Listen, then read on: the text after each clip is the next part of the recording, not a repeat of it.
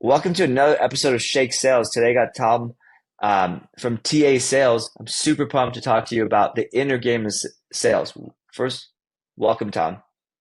Hey, thanks for having me on. Excited to be here. Love it. So let's jump in. What the heck is the inner game of sales? That sounds Yeah, so cool, but I'm like so lost. yeah. Oftentimes when people want to learn about sales, they jump straight to their books about what should I put in my cold emails? What questions should I ask on a discovery call? What do I ask Hmm. in a negotiation from Chris Voss?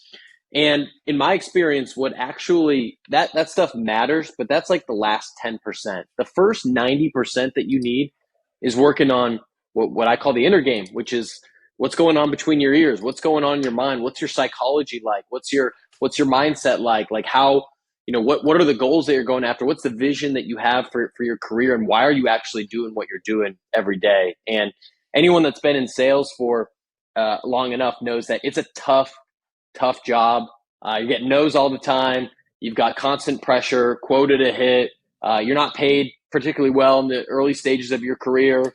And there's a short string between you and getting to a promotion, or you potentially being, on the cutting block to getting on a performance plan.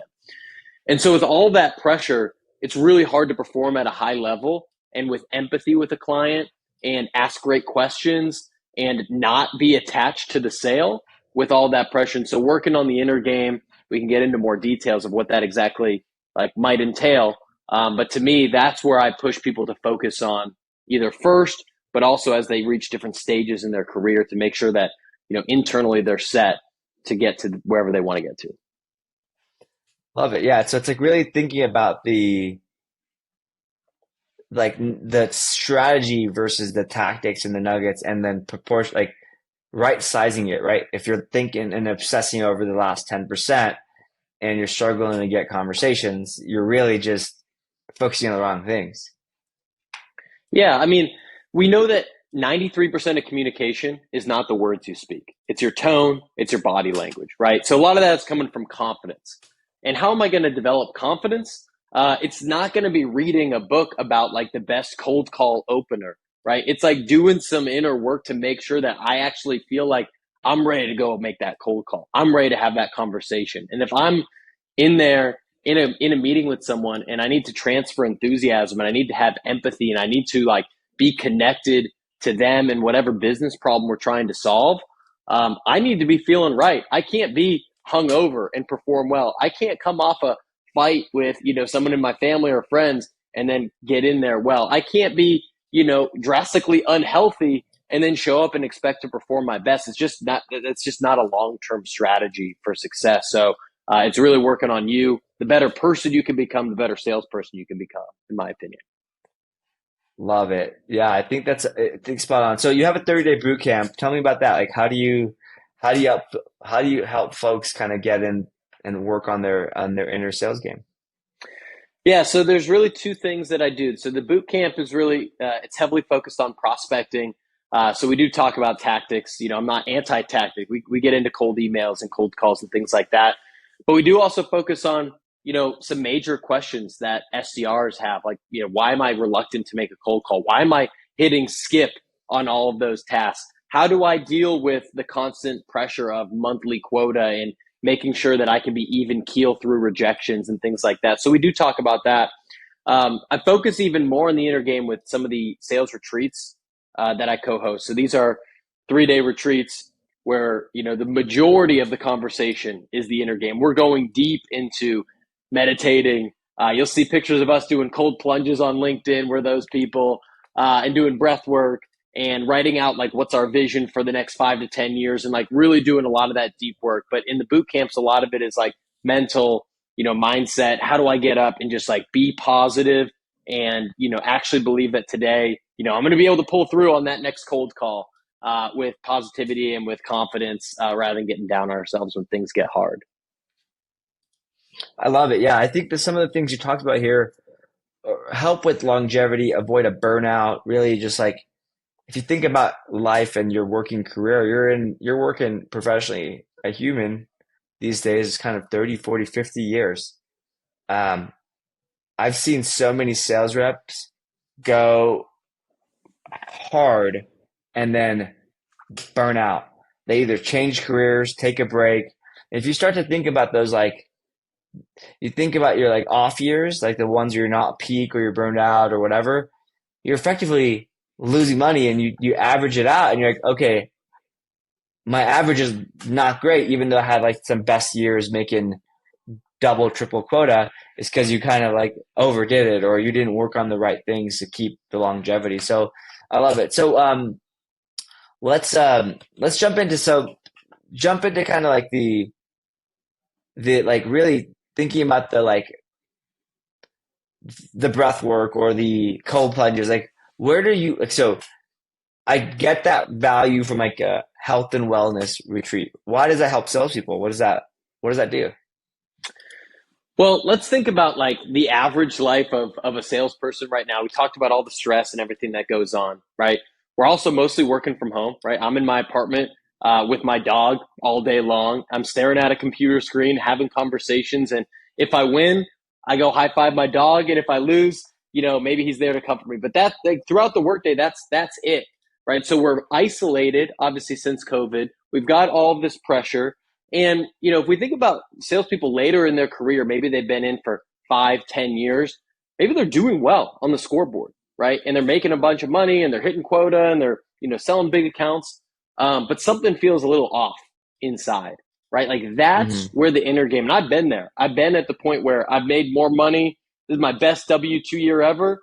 I feel like crap inside, right? Or I'm doing all these things professionally and I'm making moves. I got my side hustle, but like, shoot, I haven't hung out with my friends in 6 months because all I've been doing is working. And so there's this Hmm. there's this balance of like, yeah, we need to like, man, I'm all for grinding. I'm all for working hard. I'm all for like pushing it and like, making the extra call. And also, how do we add in those periods of time where what are our daily practices to make sure that we're feeling good? How are we involved in a community, whether it's locally where you are, if you have some sort of group of people that you can see, or even virtually, if that's better for you, that people that are like-minded, that you can connect with, that you can grow with, that you can have support each other and share things. And so um, it's really trying to work on like being a more balanced professional and person. To me, if I take 30 minutes less of, doing administrative sales tasks and I use that for some of like the inner game work and I do that and I go for a workout or I do some yoga or I do some meditation, like I'm ready to go and my performance and my quality of work is way higher. So it's actually something that, in my opinion, and what I've seen, can help you sell more and make more money if you actually just switch up some of the things that you're doing and insert some of this into like the normal flow that you have. Love it. Love it. Um, all right. So I want to end with really what tips do you have or advice do you have for new sales reps? So I feel like, the folks that have joined kind of post COVID in the sales world are getting their butts whooped right now, right? Because in the last 2 years, everyone was buying, right? 2020, 2021, early 2022. And then all of a sudden it's like screeching stop, got to save money. The people you're selling to are laid off, like all these things.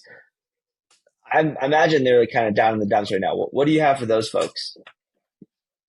Man, I mean, it's a really hard time. Again, not only that, but also like when I started in sales, I was in a sales pit for the first like 6 years of my career, right? And like every single day I was in the office and people would hear you book a meeting, everyone's cheering for you. You get reamed out on a cold call and people are like, dang, man, that was tough, but like we're all there for you, like giving you a pat on the back or whatever it might be. And right now, the same thing. It's like we're in, our studio apartments in San Francisco or wherever you're located, making 100 cold calls a day. Like that's a tough, tough life. So that's why I think investing in like community. It's like you've got to find a peer group. Like first and foremost, one, invest in your skills. Go buy a book. Like add the $15 a month to buy a book that might help you out into your budget for the month, and find a community of like-minded people. There's plenty of them. I can give some recommendations, whether it's virtual, whether it's in person, whether it's you just grabbing 5 of your SDR buddies and having dinner once a month, or something like that. But you've got to have people in your corner, or else the constant no's and all of the adversity that you're going to face is just going to wipe you out. And more than half of salespeople quit within the first year. And I do think that it takes that first year of just like getting through a lot of tough stuff to actually get to the rewards. Like there's not many rewards in year one. All the rewards come after that, of the promotion and higher, commission rates and all that type of stuff. So you got to keep going, invest in yourself, community, and if that all fails, then DM me on LinkedIn and maybe I can help you out somehow. Love it. Love it. Thanks so much. Yeah, I think the community, I think for any role, community, friends, connections, like one of the things I did, I moved to like